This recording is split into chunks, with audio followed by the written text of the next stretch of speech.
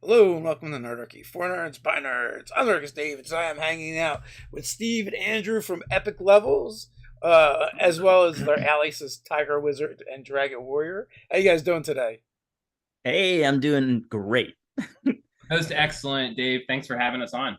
Yeah, how are you doing, Dave? I'm doing pretty good. It's funny because Andrew keeps kind of like dropping in and out of his green screen, like a phantom.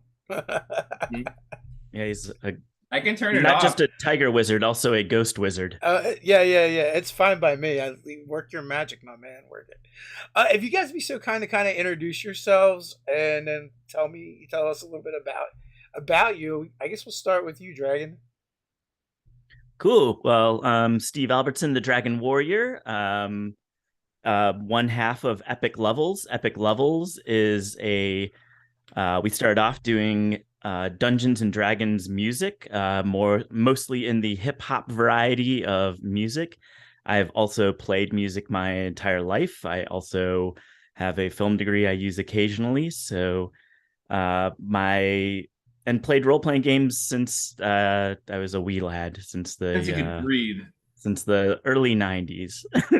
So Yeah. yeah, I'm from Chicago area. I moved to Atlanta in the I don't know 2011 or something or 10. I don't know, somewhere around there.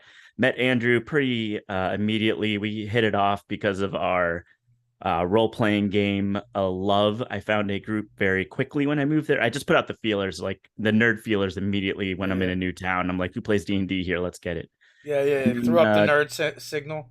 I did. I threw it into like on the moon. Andrew heard the call, and then we both have, I don't know, the obsession, I guess, with D&D and role playing game stuff, and so we hit it off pretty early on.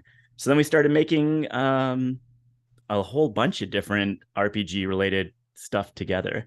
But previous to meeting Andrew, I had a band in Chicago called Dr. Killbot for 10 years. During that time, I also wrote a comic book called Ghost Spy that came out through Image Comics.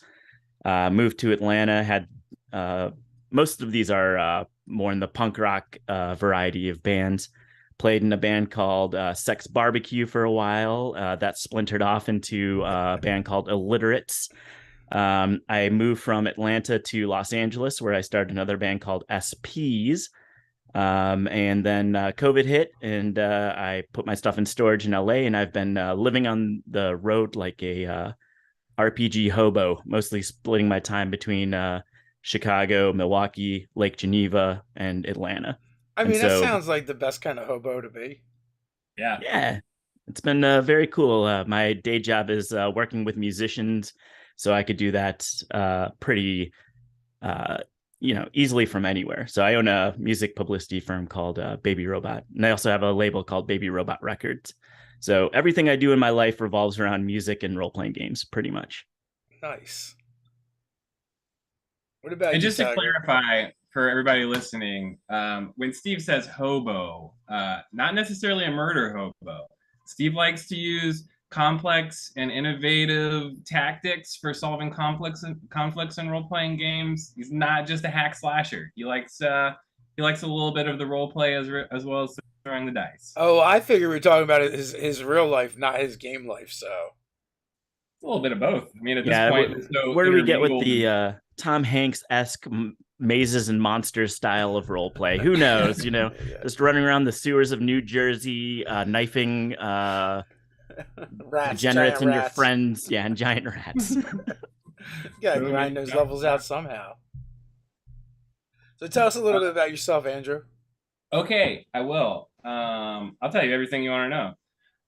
So I'm Andrew, the Tiger Wizard. As Steve mentioned, we met at some point in our lives and immediately bonded over our love of nerd everything.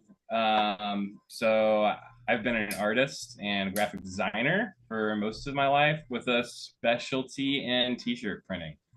So I now own and operate my own t-shirt printing company. And we kind of got our start doing stuff for the film industry in Atlanta, but now we've switched gears and we're exclusively a role playing game, indie role playing game company. So we cater to indie role playing game companies. So if you are an indie role-playing game company and you need t-shirts, I'll be your guy. Well, in the description, we've got some links for you guys so people can follow you across the interwebs. I believe right now you guys have a Kickstarter going on for an album as well as like one-shot dungeons or something of that nature. Maybe you can tell us a little bit about that. Yeah, sure. So it's exactly that. We've been making music together for a long time now, and our first full-length album, Armor Classy, we released it on streaming already, so you can go and listen to it right now. You don't have to wait for that. But we wanted to make an artifact, and something that people could hold in their hands. And we thought, what's the best way to do that? Obviously, it's CDs. Obviously, everybody has CD players. Easy. But you don't want to do vinyl? Vinyl could be in the picture, but the printing times behind vinyl now are like 6 to 9 months out. So between timing and cost, there's a very good chance we'll do vinyl in the future. There's a good chance we'll do a cassette in the future. But the big fun thing with this is we have a mini adventure that's being packaged along with it. That's written by me and illustrated by Andrew. Where can I get a V8? V8, that's next year, man. Come on, we're working into the future backwards. So next year, like CD this year, next year cassette, year after that 8-track. 8-track, yep. We're just gonna keep on rolling it back. So you have to get your what are the little phonogram player or whatever. That's awesome.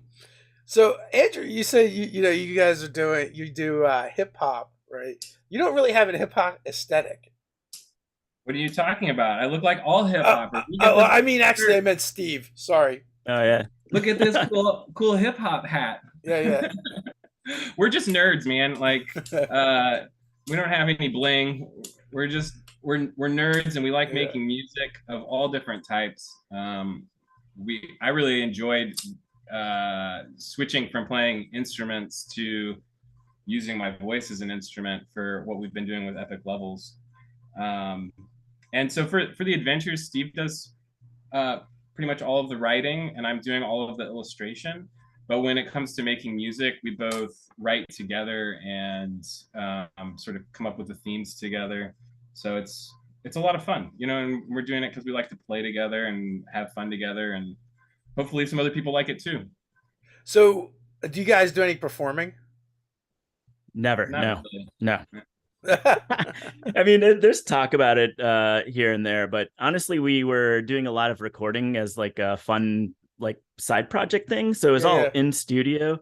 And then when we were starting to put stuff out properly, I was leaving Atlanta, going to Los Angeles, and then I'd be back for a little bit. So performing maybe somewhere in our future, but it's more about the creative process than the performance aspect of it, I'd say.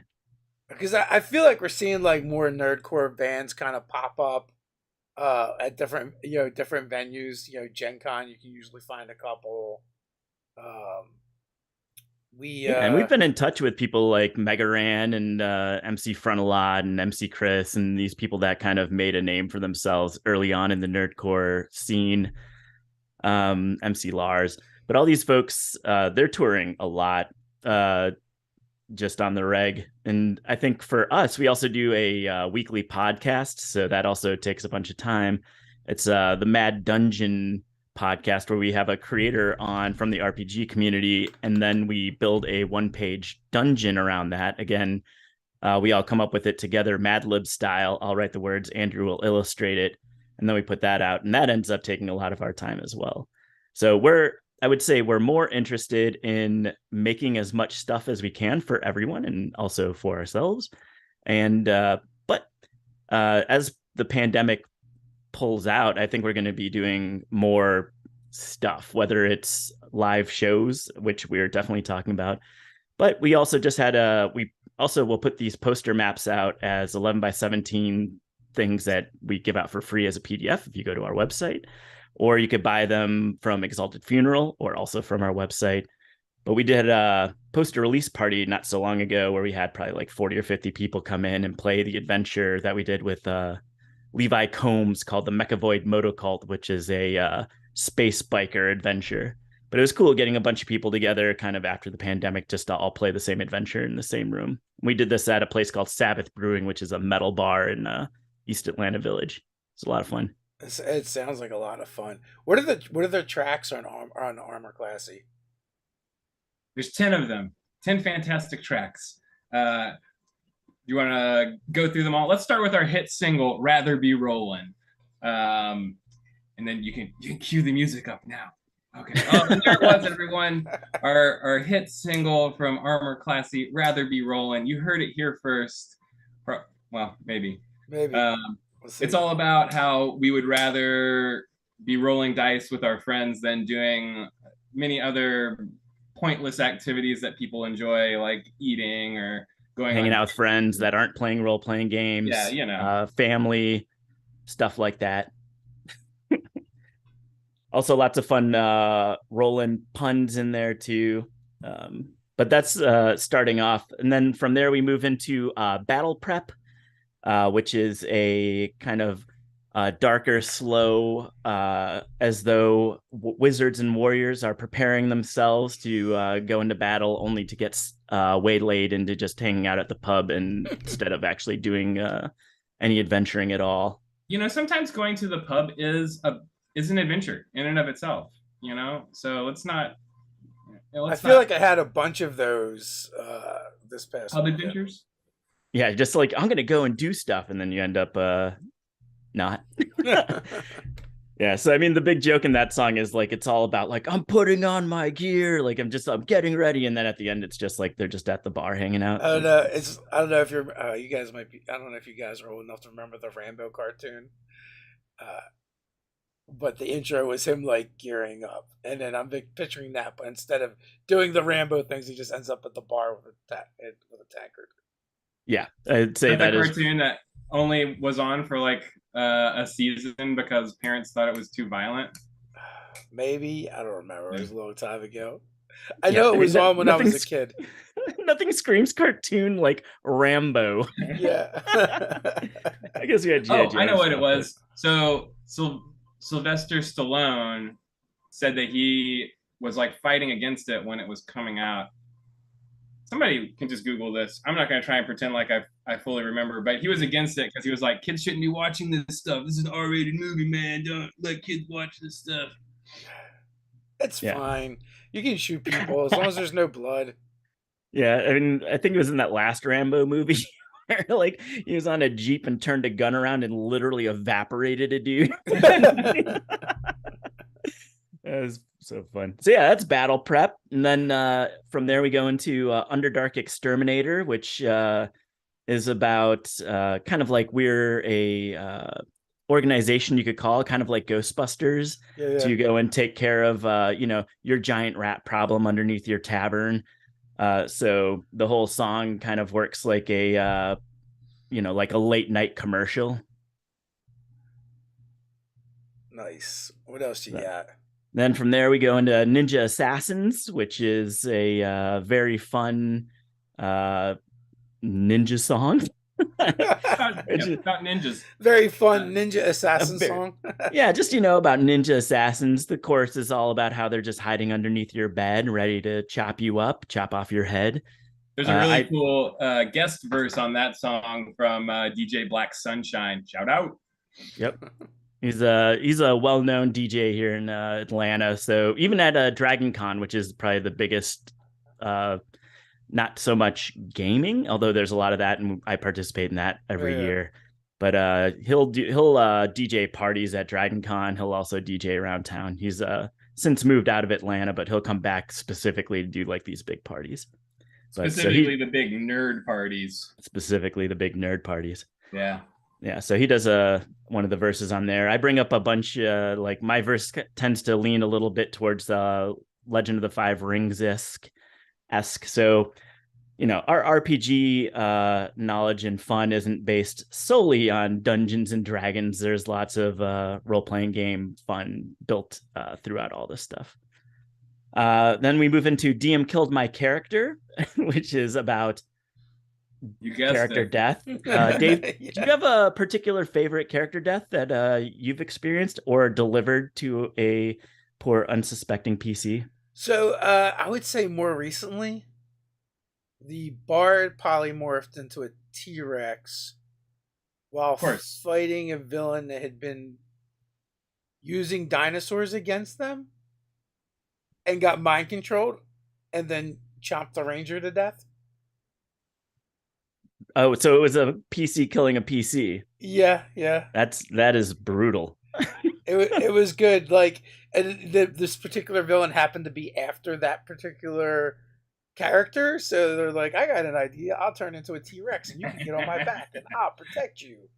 That is ruthless. Yeah, and like, what that particular villain's one of their powers was to control reptiles, Oh, cool. and he failed the saving throw, which wasn't great because he had a T-Rex brain.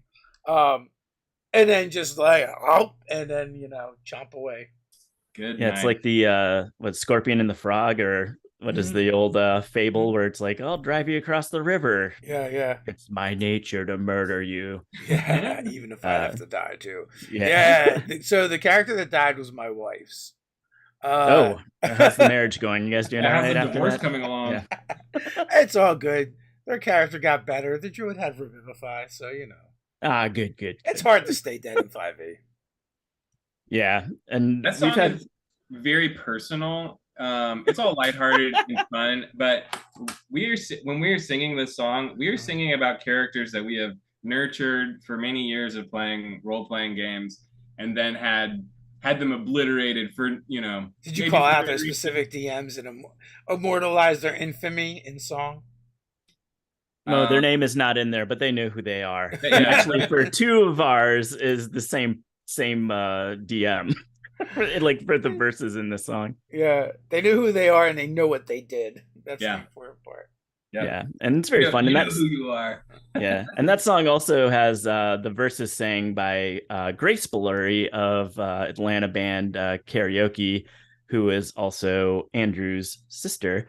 Also, I'd like to note this entire record is produced by Rob Bellury, Andrew's sibling, who also does the Mad Dungeon podcast with us, and would be here if they could, but they are busy filmmakers filming sandwiches somewhere in Atlanta today. Filming sandwiches. Yeah.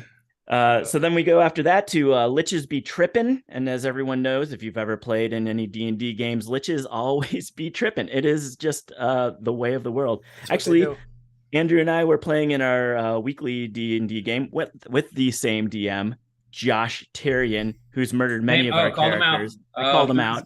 Josh. You know what you did. You know you did. But yeah, he just introduced a lich villain into the story last night. So we got another trippin' lich to send to the afterlife again. Is that how it works? Or perhaps we'll send your characters to the afterlife. That is also... There's a track record there, I'm hearing. There is.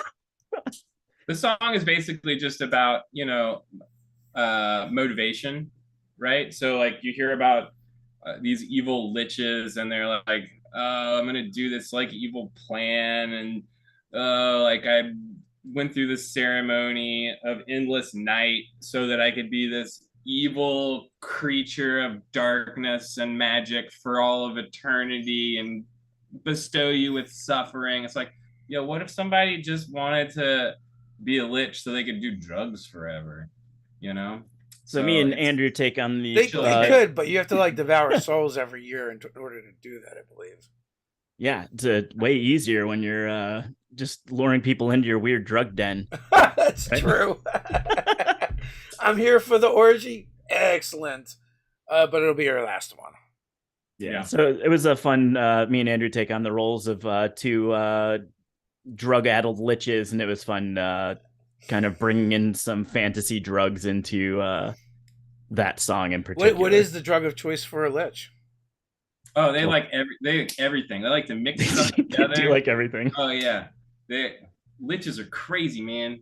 Like Yeah, you can make some kelpie brains and distill them into some special KLP, you know? Yeah, all kinds of stuff like you wouldn't believe. Listen to the song. It's a Pixie piss, I believe, is in Yeah, there's a whole bunch of different things. From there, we move on to Minotaur Musk, when we're creating these songs, we're working with a couple different people that are making beats with us, and then we'll go in with Rob to engineer it, and Andrew and I will write lyrics together, kind of figuring out what it sounds like to us, what we want to do, and then come up with like sometimes it's characters, sometimes it's like what we want to talk about. Yeah. And so so the music kind of brings us into what we want, and then there's a lot of engineering and recording new stuff, and like when we're actually making the music. But with Minotaur Musk, we came up with the idea of one person playing a dapper metrosexual minotaur who just wants to look good, and another perfumer that wants to come and get the musk from the minotaur. I was going to say, like, that's the Old Spice of Forgotten Realms, you know? Oh, absolutely. Or is it more like brew? Big clump of wet minotaur fur. Just rub it all over your face. Ugh. How you get So then there's a few other songs on there that I want to mention briefly. We've got a song called Leviathan, which is about a Leviathan. We have a song called DMG, which is about, you guessed it, the Dungeon Master's Guide. Is there one more song? Goblins. It's about goblins, everybody. And it's like a wide variety of goblins in that goblin song. I hate to break it to you, there's a band that's all they sing about. Necrogoblicon. Yeah. They're my top Spotify Wrapped. Like all 5 of my top songs were Necrogoblicon songs. But the thing that I wanted to mention is that in addition to all of these songs being very sort of disparate themes around Dungeons and Dragons and role-playing in general, and the fantasy adventure that comes along with the Kickstarter CD is based on each of these songs. So there's 10 rooms in the dungeon, and each room is also the track listing for the album, and it also relates back to what's in the song. All right, so, what is in the Minotaur Musk room, Steve? Oh, it's a Minotaur cocktail party. Not to ruin it for all the people that are going to get run through here, but you go. So the base of the adventure is that you're invited to a mansion where they have like this party every year, right? Party. A classy party. Were you just waiting to say run through for that? Like, yeah, you just got to run them through. Is that in your notes somewhere? You run your players through, right? Like with the spear. Or the Minotaur horns, you know. Or Minotaur horns, yeah. So the idea charge is like, on into the next section there, Steve. Right. So you can so Rather Be Rollin' starts off in a like a garden. So you just have like a cocktail party where you kind of wait, and then you can go into the mansion when you're ready to go and test your mettle to see if you could win the DMG Codex, which is at the end of Are all 10 rooms of your 10-room dungeon just different cocktail parties? No. There are 3 different cocktail party rooms that have like different kind of puzzles to get out of it. So the Minotaur Musk room in particular is like a labyrinth of a cocktail party where they're just trying to butter you up and then kind of get you trapped somewhere where they could devour you as a Minotaur might. Yeah. Have you ever been to the House on the Rock, Dave? Have I ever what? Have you ever been to the House on the Rock? I have not. What is the House on the Rock? Excellent question. Are we talking about Alcatraz? What's going on here? The House on the Rock is a weird, like almost like roadside attraction. Roadside attraction kind of thing. It's very close to where Gamehole was, which is in Madison, Wisconsin. Madison, Wisconsin. Yeah. And I did not. I've been to Madison, Wisconsin once for Gamehole Con, but they're not making very far from the actual con itself. Yeah, we built in an extra day. So I've been there before, and I needed Andrew to go and see the wildness that is this place. It is wild. It is wild. So there's a guy who like in the 30s through like 50s or something, there's a giant column of rock where a man built this crazy 60s like swinging bachelor pad thing on top of this rock. The architecture's crazy. There's a bunch of Frank Lloyd Wright houses around it too, so he's influenced by that kind of thing.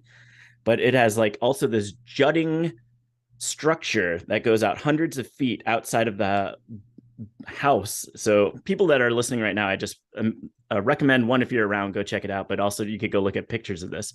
And so it's called the Infinity Room, where you could see hundreds of miles over this forest of where it's at.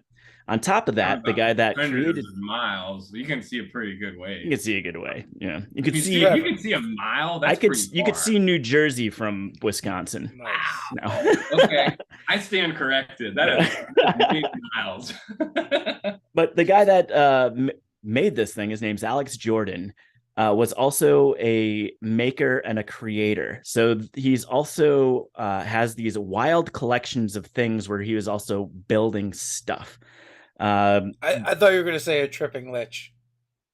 He could have brought some tripping liches in there. He might still be running around as a tripping lich. It would be totally not out of place in here. But the place is massive. It takes you like more than a day to do it. Me and Andrew, when we went there, literally were chased out before we could even finish up the like last several rooms. Yeah. There's so much to see there. So each of the rooms are also built on or based on sections of House on the Rock. Also, if you watched or read Neil Gaiman's American Gods or watched the television show, the climax to the movie takes place at House on the Rock at the carousel. And it has the world's largest carousel indoors built into it. The whole place is insane. It really is. And so each of the rooms that we have built on from our album are also kind of coordinating with a section from House on the Rock, which has a massive carousel. It has what was once called the Inferno Room, which is now called the Organ Room, which is this giant warehouse of MC Etcher style staircases that go almost nowhere. There's catwalks all over. There are giant, massive, 40-foot tall brass structures that it's huge. And it looks like, and there's all these like levers and electrical things. It looks like it was a Dr. Frankenstein room, but it's so big and so massive to even take in everything that's in there. Are you allowed to pull the levers? No, they will. If you do, you're going to get teleported to Forgotten Realms or something. Fair enough. That's fine. It might be worth it to try, though. Yeah. So super inspiring place. Inspired Neil Gaiman. Inspired me and Andrew. Man, the first time I went there too, I'm like, I grabbed the map and I'm like, I would love to run a Call of Cthulhu adventure just in this crazy space. Yeah. Yeah. Even if you don't back our Kickstarter and get this one-of-a-kind artifact, you could visit the House on the Rock and just take the map that they give you to go through it and be like, okay, here's my next adventure. I mean, it's so crazy. It is super inspiring. I was also incredibly inspired by it. I absolutely love things like that where you can take we have an RPG that we're working on putting out now, and we ran we kind of did a live play test on the channel for it, and it takes place in a zoo. So I just grabbed the best looking real life zoo map and is like, this is the map. What zoo? Which zoo did you end up picking? The Miami Zoo had a lot of cool features going on that worked well. Yeah, that's great. And this is your gangster animal game? Yeah, Zoo Mafia. And a while back, so I've done the same thing too when I've run like Monster of the Week. We opened up with it, and we like ran it so it took place locally. And there's, I don't know, I guess all over there's campgrounds. There's a chain, Jellystone. Oh yeah, and we've had one here that's not far from us that we've been to a bunch of times.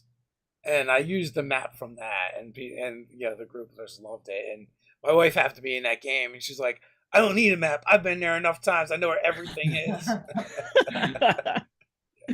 That's cool. So yeah, I love that kind of stuff. There's kind of a there's an opportunity for travelers or hobos, like Steve was the year before, to kind of go to all these roadside attractions and just take the take the map and like add that to your RPG portfolio. You don't even need me anymore. You don't need people to draw you fantasy maps. Just go to a bunch of roadside attractions. I love infographics like that too. So like amusement parks or maps like that, where it's like you have the roads, but then you also have like a little drawing of like the thing that's there. And I love that. I love that in my hex maps in D&D. I love it in my amusement park maps. I love maps.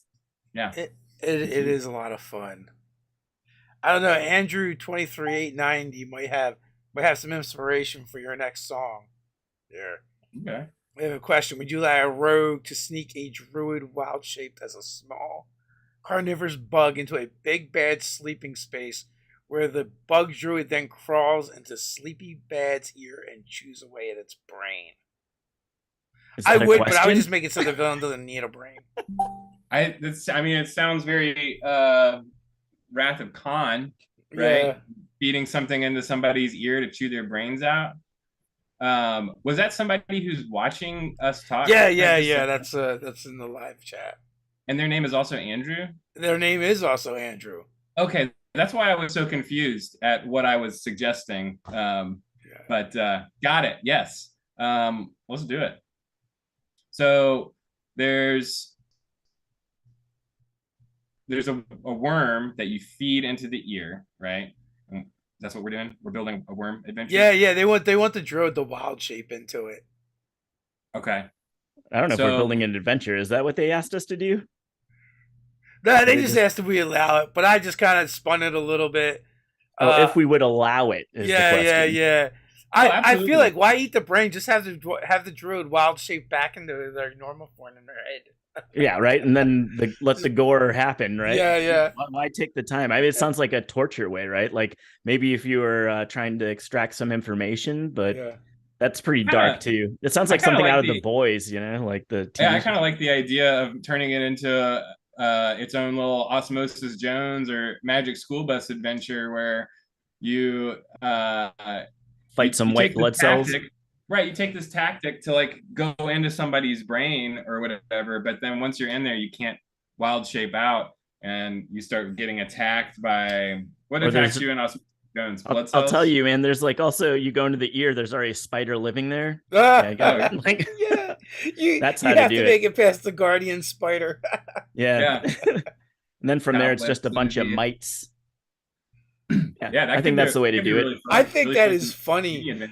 I think you guys are onto something where like the player thinks they've come up with this like workaround, and then all you do is like introduce basically a dungeon to them that they now have to solo.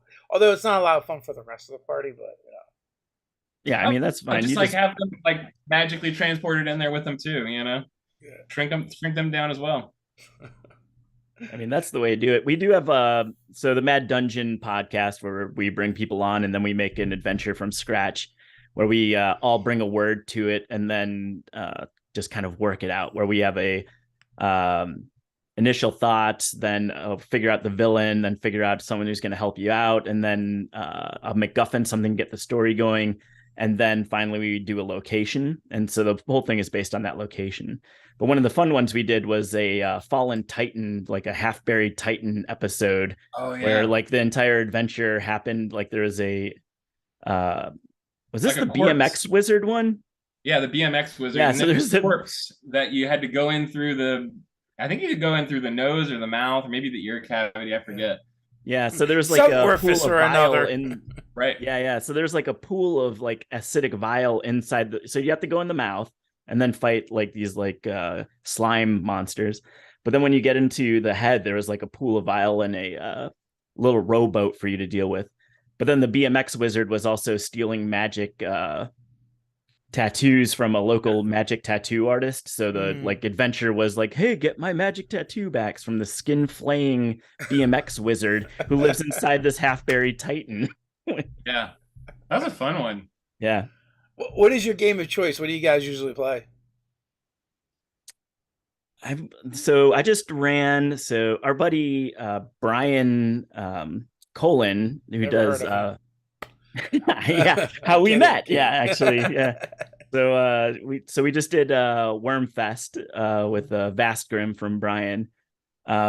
But when I was running that game, I was running with OSE. So I feel like maybe OSE is where I'm leaning these days. Okay. But me and Andrew have had ongoing games with Hyperborea, Astonishing Swordsmen and Wizards of Hyperborea, but now just called Hyperborea. And then we're also in a 5e running campaign as well. Nice. And that's old school essentials for anyone that's not familiar. Right. Old school essentials, which this is funny. So I backed that Kickstarter for the expert rules and it just came yesterday. Yeah. Andrew mentioned earlier that he prints t-shirts for folks. He did all the t-shirts for the Kickstarter for this like big OSE box set that just happened. I was living with Andrew at the time when he printed the t-shirts that came for the day one backers. I was probably 10 feet away when he printed it. It went out to their warehouse on the East Coast and then recently just got mailed to where I'm at now, just outside of Chicago. So this t-shirt made its way from. So you and the t-shirt started at the same location. That's right. And I could have just grabbed it. I did not. They're disparate side quests only to be reunited. Yeah. Back in Wisconsin. So I've been playing in a play test for a friend of mine's Dungeon Crawl Classics DCC module, and I've really been digging that. I like getting to pull out all my little funky dice, and I only had one character survive the like 0 level funnel. Most of the other players. Isn't that the idea though, just to have one? So you like that's the one. Yeah, but this judge is allowing anyone that survived the funnel to continue on. So okay, so you can play with multiple characters. Yeah, I just have one because all my characters were pretty ballsy, and then therefore they died. Well, it also means you don't have to role play with yourself unless you're into that sort of thing. Maybe I am. I'll say, but I'm having a lot of fun. I'm having a lot of fun with that, and then also, like Steve was saying, we're doing this sort of high level 5th edition game, which is less about the system, that game, and it's more about the story, which. Any game that has like a lot of good story. And let me tell you, this is the Dungeon Master we were shitting on earlier. He has written so much backstory for this campaign that it's bringing all of the concepts and the choices that we're having to make into like full, vibrant, like beautiful detail. So I think that we're both having a lot of fun with that game. Yeah, it started off very political and has gotten cosmic lately. We all died from a nuclear arrow and then just had to dig our way out of heaven and hell. But it also revolves around the cosmology of that game too. So you keep saying that we all died, and let me just point out, I did not die. I had to willingly jump into that massive portal to come save you. I didn't even think about that. When we were talking about DM killed my character, he's killed. I didn't even count these ones because they let us dig our way out of hell. Yeah. But that's another like almost TPK from that same GM. Yep. But to go back to what do we play, want to play, I've also been play testing the Mystic Punks RPG, which is a kind of modern spellcasty, very fun, vibey punk rock RPG. So is that like urban fantasy? Yeah, but the setting is kind of like, it's like high school kids who have magic powers, but it's kind of default settings kind of like late 80s, early 90s. So there's like this the pinnacle of human civilization. Right. Yeah. I mean, except for we're all pretty shitty, but other than that, it's the pinnacle. Yeah, we're expecting all of those people to be interested in this newfangled thing we're calling a CD. Yeah, that's right. We just bring it back to that era. But that's a game I like running at cons because it's very rules light. All like there's spells involved in it. It's very easy, like roll under mechanic for, whatever you're doing with your ability scores or to like cast a spell. But all the spells are like very, in line with the themes of the game. So when I'm playing with like new players, it's like it's easier to teach them that to someone that has never played like 5e, for example. And so those games can get like kicked off and started, and it's fairly modern world. So it's a really good introduction for people that are new to RPGs. Yeah. How did each of you get started in RPGs as fans, players? This is good for me too, because before I even played D&D, I played Mage, the White Wolf game. That's where I first started. So when I first started playing role-playing games, my best friend had found it somewhere. And like, so me and him read the book and then just brought people in. I never had anyone even show me how to play role-playing games. And I played wrong forever. Like there's a dice pool in White Wolf. I just rolled a D10 like we roll D20s, like to see how you go. Close enough. But it was good because we were just playing like modern, right? So we didn't have to like worry about anything. So we had all these wild, fun adventures that I ran my friends through. And then shortly after that, I found other people that played D&D. So we played like second edition stuff, kind of pre-third edition days.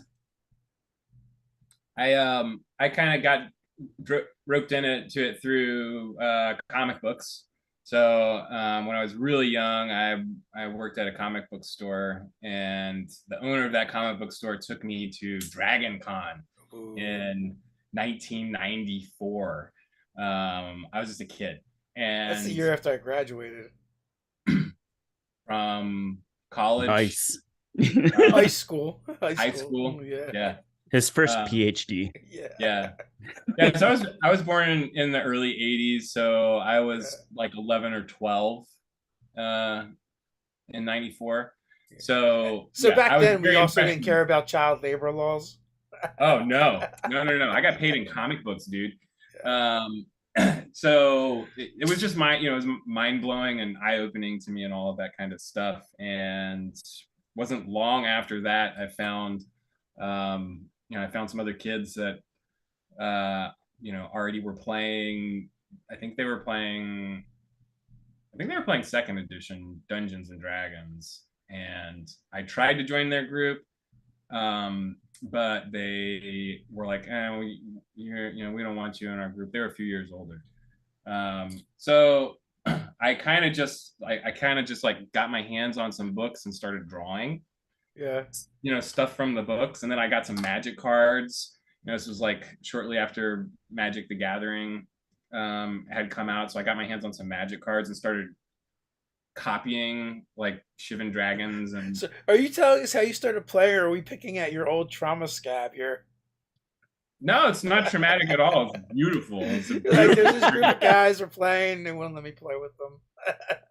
Yeah, I mean, it wasn't mean. It was just, they were doing their thing, and so I had to kind of figure out how to do my own thing. And I always wanted to be a comic book artist. I always wanted to draw stuff. So like I just sort of got introduced to like all of this fantasy art through going to this crazy convention for a kid to go to, and then also through Magic cards. And then eventually when I was a teenager, I was probably like 15 or 16, I finally got to play, and I was like mind blown kind of thing. I think that's like a 3-4 year journey. Oh yeah, I mean, and it continues. Should we go through the dark ages when I was so focused on being an artist that I didn't play as much? Oh no, nah, that's fine. It happens. No, actually, like one of my favorite things about our YouTube channel is, one, obviously it's always cool to find new players coming into the hobby and checking out the channel. But I guess the thing that I really personally dig is when you hear people like, "Hey, I haven't played in a decade or 2 decades, and I found the channel, getting back into it." I don't know why that just really appeals to me. Or occasionally you get the really weird one, like I buy all this stuff, but I've never played. Yeah, dude. They're just like voyeurs. Yeah. There was a time when I was like running games and met a bunch of people. I had a roommate, this is years ago, and he collected like all of the stuff like when Yeah. that was coming out, and and never played ever. So I was like, oh, all right, I'll just read your books and I'll run you through some stuff. And then so I did run Rifts for a very short period Yeah, of yeah. time. And then after that was over, he just gave me all his books. So like I Oh, had hell like yeah. it was like 50 books or something. So I have like a near complete Rifts collection from just that guy. Yeah. But people Well, love reading. it's funny, Andrew, you had mentioned like, comic books kind of got you into RPGs. RPGs got me into comic books Oh, really? and kind of reading. Yeah, so like um way back when there was a I also Marvel. left out wargaming too, because Yeah. I started playing around with miniatures as well, probably around the same time, like in that same spot. Yeah, playing Uh, war games or painting or both.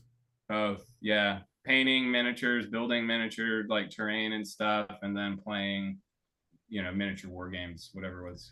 I don't think I painted my first mini until like 2018 at Origins. Uh-huh. And only because Jason from Mom Smith TV used to do these paint and takes from WizKids and Yeah. Vallejo Paints. And he's like, hey. All right, so role-playing games into comic books. Tell us that story. How did Oh, that? yeah. So we were playing Marvel Superheroes, the Okay. old Phase Rips, Yeah, Phase Phase Rip. Rip system. Yeah. And I did that one. like we were using pre-existing heroes. And like, one Which of my hero friends were you? already took Thor, and the other one had Incredible Hulk, and it's like, who's going to hang out with these guys? So I'm flipping through the books and comparing the stats. Oh, and someone had the Silver Surfer, and like I'm flipping through them, and like, well, Wolverine or Spider Man, they're not going to cut it with these guys. Uh, and I found some characters from Alpha Flight box, and so I was like, I wanted to know more. I was puck obsessed for a while. Yeah, like Alpha Flight was my favorite title. I went to the comic book stores to learn more, and there was this young guy working there, and he's like, "Oh yeah, that's it's a great title. It's unique. They actually killed off the main guy. He stayed How dead. young? 12 years old, getting paid in comics. Yeah. So yeah, so from there I started my comic book habit, and it took me quite a while to kick it, because eventually it got to the point where I was just spending so much money on comics in my early 20s. I'm like, I can't do this. I should do drugs or something. I'll save money. Yeah, why not both? Yeah. I put out a book through Image Comics back in 2004, so I've always been comic book obsessed as well. Yeah. So did you do the art, the writing? Did you do everything? No, so my buddy Jacob Hallinan, who goes by OUZ, was a friend of mine since junior high school. And honestly, both of us have no idea when we actually met. We don't remember. Yeah. But so we went to high school together. We hung out a little bit in high school. Maybe you guys never really met at all. Could be. Maybe I don't know him now. But we ended up going to college at the same place from our hometown and drive like north of Chicago. So we'd drive, like take the train in together, like at the beginning of the week, and stay with friends through the week, and then come back like when we were like 18, like right when we had just like gotten old enough. Yeah.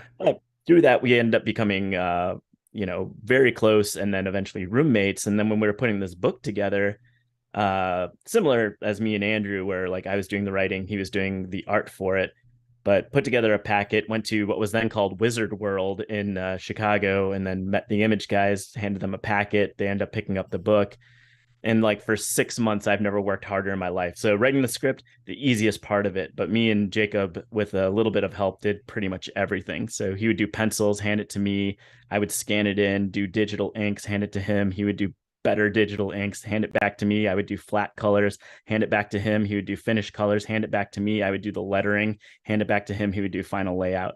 And like comic books are no joke. And anyone that does sequential art for books has all the respect in the world for me. It is a ton of work to get a book done. Yeah, I mean, that's an impressive credit under your belt. What was the title? Ghost Spy.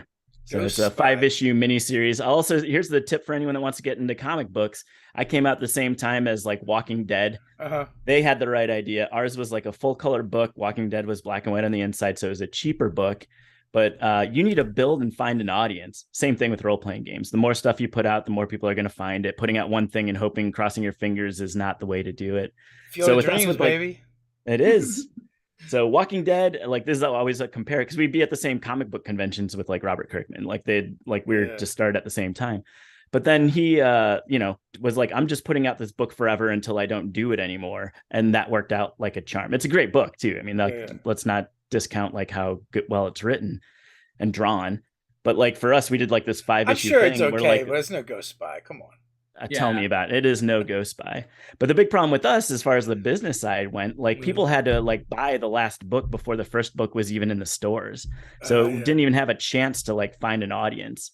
So that was one of the big things. Also, it was like 2004. So the internet, as we know it now, was not there. It was much different.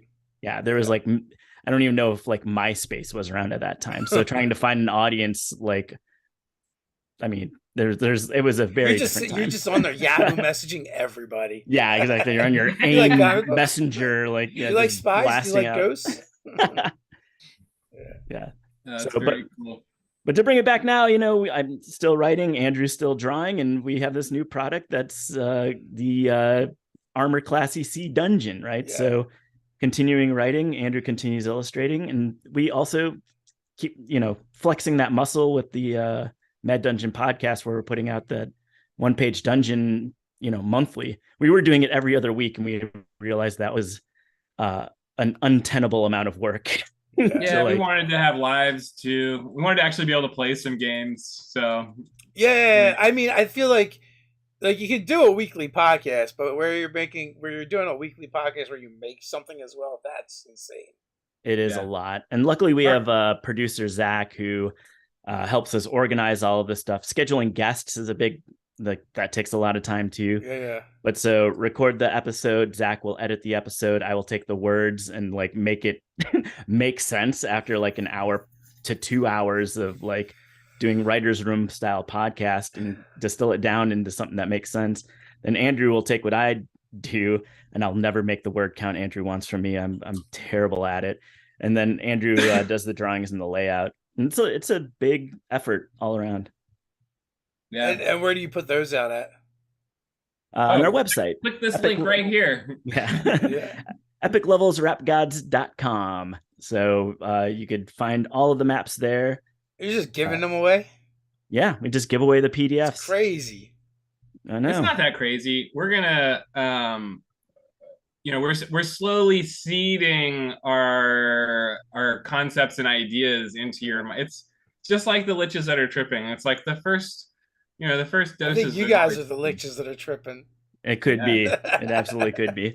I mean, there are plans for us. We have one more coming out for the end of the season. We'll have a holiday episode coming out in the next several weeks.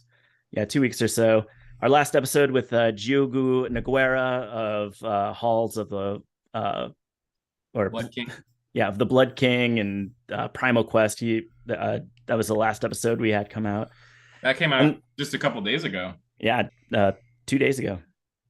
So even with this Kickstarter going, we're still putting out tons of very cool content, which we have fun running people through, and hopefully you do too. Which folks can find the link to in the description and check that out. If you want some nerdy RPG inspired music and an adventure to go along with it, you can go grab that over there. Hell yeah. And then like Steve was kind of hinting at, we're gearing up for our second season of the podcast, where we're going to kind of flip the script a little bit. And we're going to try and have even more guests, even more episodes. And we're going to have each episode be a room of a mega dungeon. And how are you going to connect it all? Yeah, at the end of the season, they will all connect together. So, and how many are you doing a month? Right now we're doing one. Okay. Well, this month technically we'll have two, because we have the episode that just came out, and then we'll have the holiday episode. But starting in season 2 next month, could be as many as 3 or 4 episodes a month. Each of those creating a new room in a crazy dungeon. Right. So even with the first season, they're all disparate adventures. We will collect all of those into an omnibus at some point, and we'll kickstart that as well. But that's a big process just in general. But I mean, we have also, like, we've had Errol Otis on the show, and not the You documentary. just like two different famous if people we could, just combine Errol them. Morris, if you want to come in, I do love the Thin Blue Line, Fog of War, and can you get any more D&D than Fog of War? Maybe. Yeah. So what do you guys prefer? You guys prefer running games or playing in them? Why not both? I like running games, but like I'm doing so much that I found myself being a player more frequently these days. Yeah, Steve has control issues, so he likes to be the DM. Yeah, I see that. I mean, there's a lot of people that prefer one over for the other. The I guess the thing is recognizing which side of the screen you fall on. Like I know some players are like, I'm a terrible player. I just would like to win games. And they recognize it because of the control issues. Yeah. I like to do both.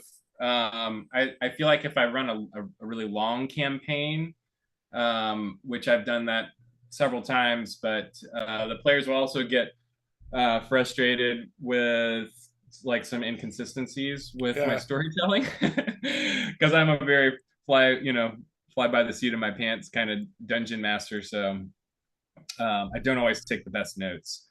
I feel you need a player that takes good notes. Right, that's the trick. Like, get the player to.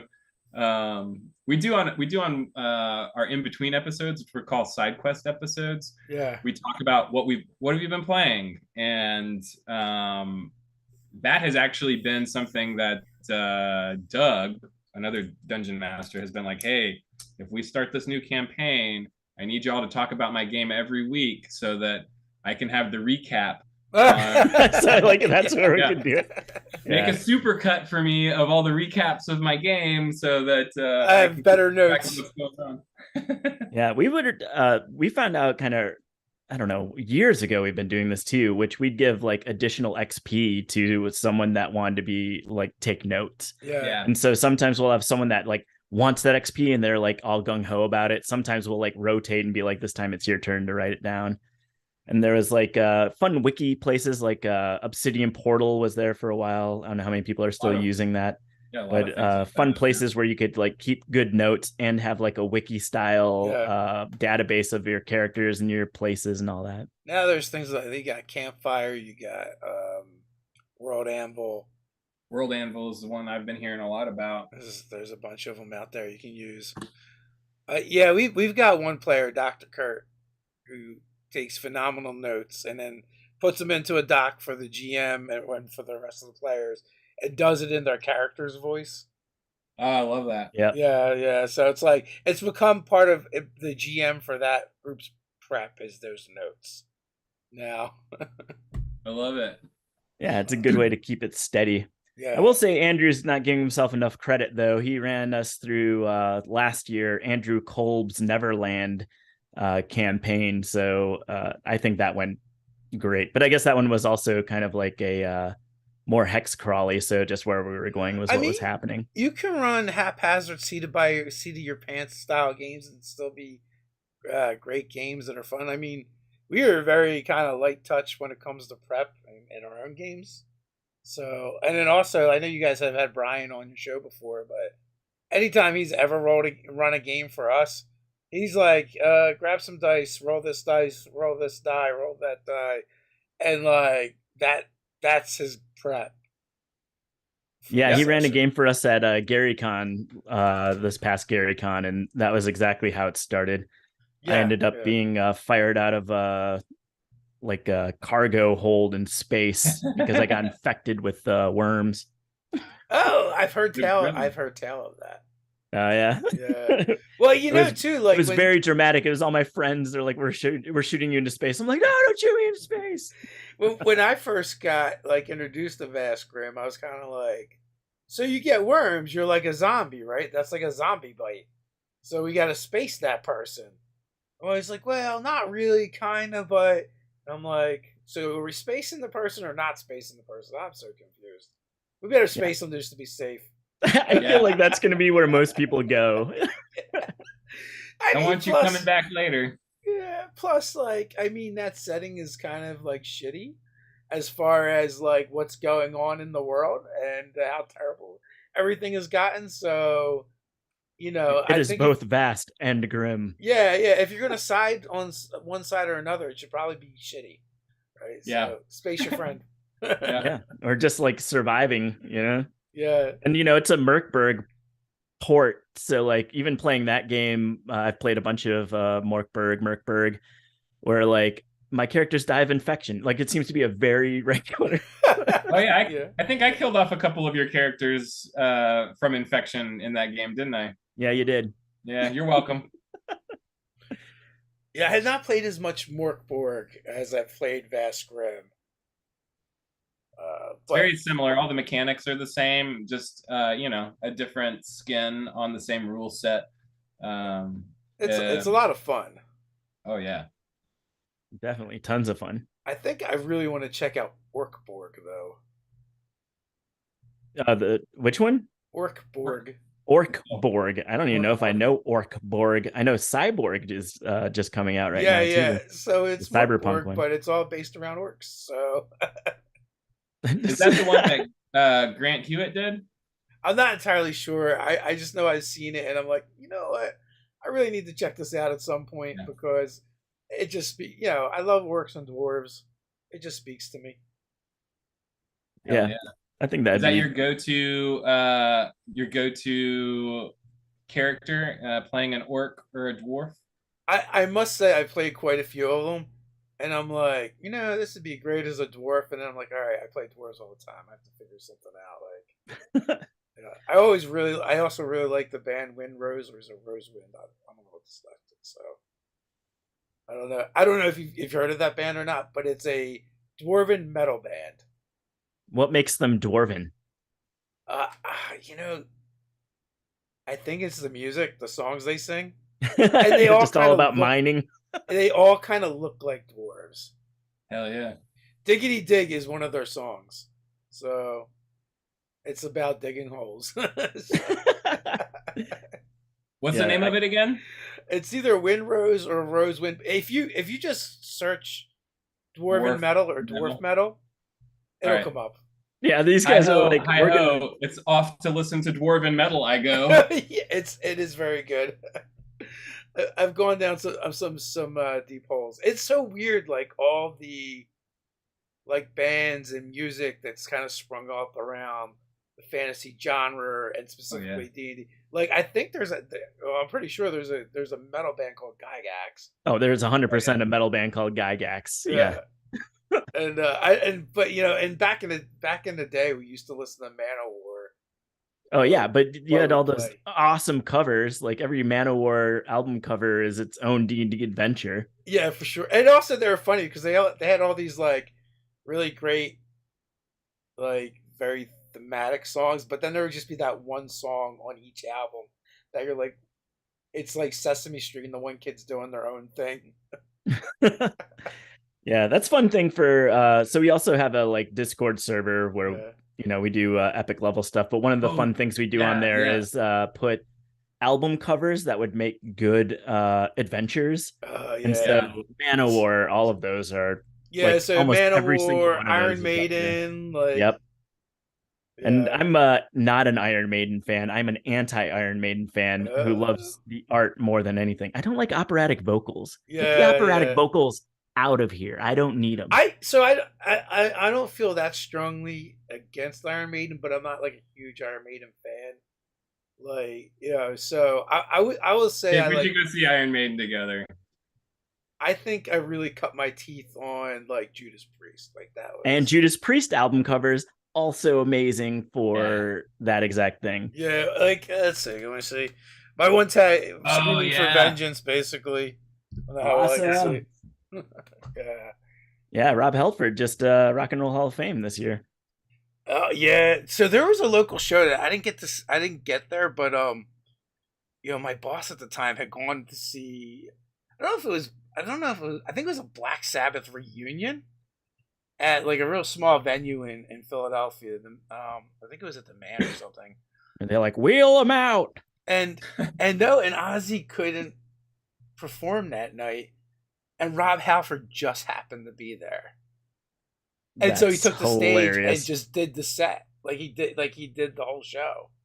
Singing That's singing Black amazing. Sabbath songs. And he there was only one that he couldn't do. Wow. So Yeah, I mean, like it says go-to karaoke hits. yeah. Had bat heads for breakfast that morning. Yeah. Favorite cereal. Yeah. So we're actually 5 minutes past the hour. I've just been chatting with you guys. You guys are a lot of fun. Any final thoughts before we head on out? Steve, I don't. Yeah, I'd say go back our Kickstarter. Where before this thing went on, we were 2/3 funded. Go ahead and finish us up all the way. Who knows where we are right this second? Get a CD. And break out your Discman. Yeah, go break out your Discman. And I will say, you don't have to listen to the CD if you don't want to. But if you go get your granddad's Dodge, I don't know, whatever Caravan or whatever, and stick your CD in there, that's the way to do it. I've had a final thought about that. So everybody listens to music on streaming, which is great, but a compact disc has multifunctionality, which is what everybody needs in their life. So in addition to playing the full album, it also works as a coaster for your drink. A frisbee, right? A shuriken. There's so many uses. You could totally take someone's eye out. Yeah, Hellraiser 3, there was a Cenobite that shot CDs out into people's faces. You could be that Cenobite. They ran out of ideas. I'm like, we did chains. Where do we go from here? I know. It's the 90s. Get ready for your Halloween costume early by getting a bunch of the CDs so you can add it to your Cenobite costume. Done. Listen, Dave, we are in a high-end cyberg future in which you could listen to music with lasers. If you want to be lichin' tripping, you could also smoke crystals while you listen to your music with lasers. We're in the future right now. Yeah. Nerdarchy does not condone the use of illegal substances, but here in lasers. Here in New Jersey, you can smoke all the weed you want because it's legal. And on that note, thanks for showing up, guys. Check the Thanks for having us, Dave. Links. Thank you so much. And until next time, stay nerdy. Hell yeah.